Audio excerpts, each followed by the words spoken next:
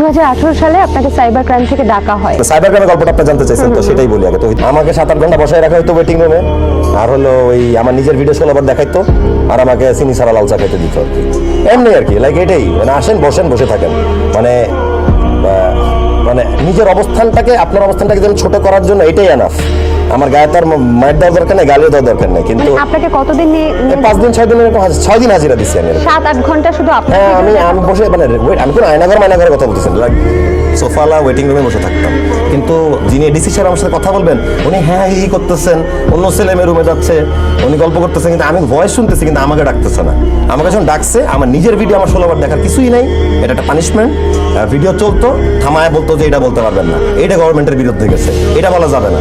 আমি বলেছিলাম যে একটা ছাত্র যদি মারা যায় বাসে অ্যাক্সিডেন্টে, আপনি যদি একটা পরিবারকে আপনি 1 কোটি টাকাও ধরাই দিয়ে বলেন যে পরিবারের সদস্যের বিনিময়ে 1 কোটি টাকা না, আমি একটা অ্যামাউন্ট বলছিলাম 3 লাখ 4 লাখ টাকা দিলে তো আর ওই সন্তান ফিরে আসবে না।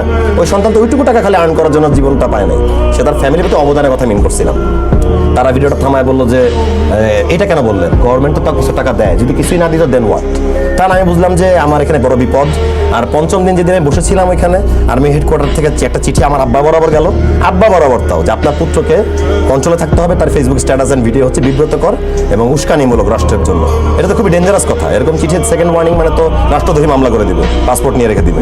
আমি কোনো কিছু চাপা মারতেছি না, চিঠিটা কিন্তু আমি আপলোড করছিও ফেসবুকে, সবাই জানে। হ্যাঁ, রাত 3:30 আপলোড করছিলাম, মাথা নষ্ট হয়ে গেছিল, সেখানে থাকা অবস্থায় আমি আপলোড করছিলাম যে আমি আর পারবো না বসে থাকতে, আই উইল টক। এত লোক মরে যাচ্ছে, এখন আর চুপ করে বসে থাকার টাইম নেই।